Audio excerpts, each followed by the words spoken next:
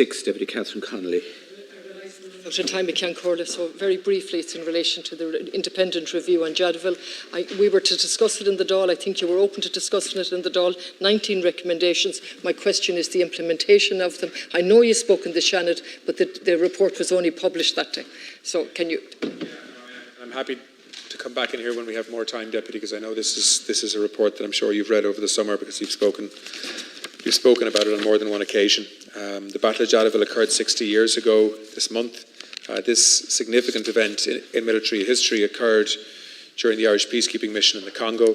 The issue of awarding of military medals to personnel who served at Jadotville has been considered on a number of occasions, and most recently an independent review group was established to examine the issue of awarding military medals to personnel who served at Jadotville.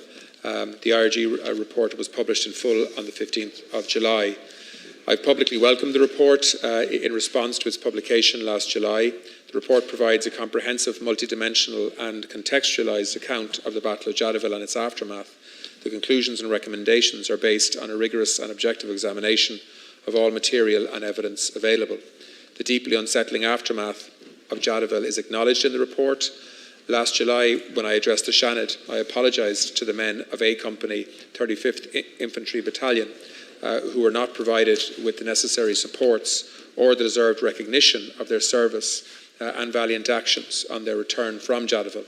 The report of the Independent Review Group is quite substantial and makes a number of recommendations in respect of the issue of award of medals, recognition of the role of families and the support they provided to veterans in respect of Veterans Affairs. While some of the recommendations and indeed some of the commentary in the report fell well outside the group's terms of reference, I think it's important to say that, all recommendations have been considered at a high level. Some of these can be actioned in the shorter term. Other recommendations relate to longer term matters. Recommendations that can be actioned in the short term include honouring the role of families and acknowledging the support they provided to veterans, and planning for a commemorative event to mark the 60th anniversary of Jadotville. It's my intention to release a detailed statement in relation to progress being made on the IRG recommendations in the coming weeks. Deputy Connolly, just 1 minute, if you would.